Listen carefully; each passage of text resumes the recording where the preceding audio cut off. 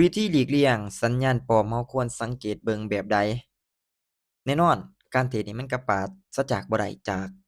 สัญญาณปลอมสัญญาณปลอมนี่หมายความว่าแนวใดก็คือออร์เดอร์ที่เราบ่มั่นใจเราไปกดเนาะ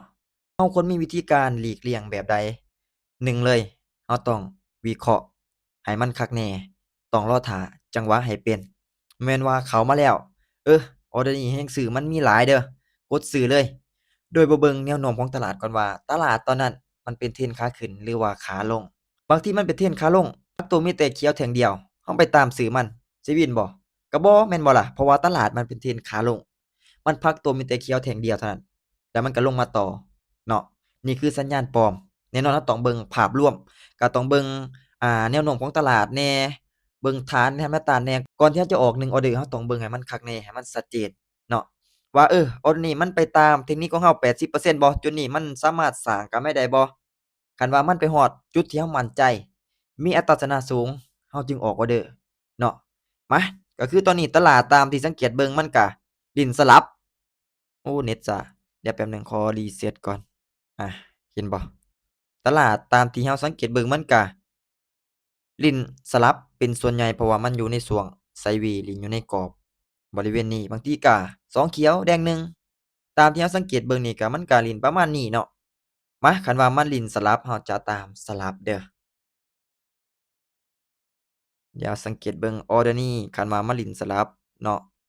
เราก็เบิ่งก่อนว่าอดีตมันเคยสลับบ่ก็เคยสลับได้มาคันว่ามันเล่นสลับก็จะตามสลับไป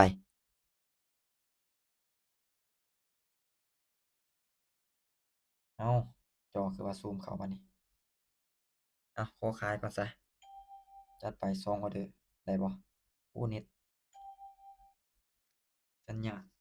อืเกือบออกบ่ได้เนาะออกไป2ออร์เดอร์ตามแท่งเทียนสลับเพราะว่าตามที่สังเกตเบิ่งนี่อดีตของมันก็สลับหลายคือกันเนาะก็เลยว่ามั่นใจอยู่ว่ามันยังสิเล่นสลับให้ได้อะมาเดี๋ยวมาเบิ่งนำกันว่ามันจะไปตามที่เราวิเคราะห์บ่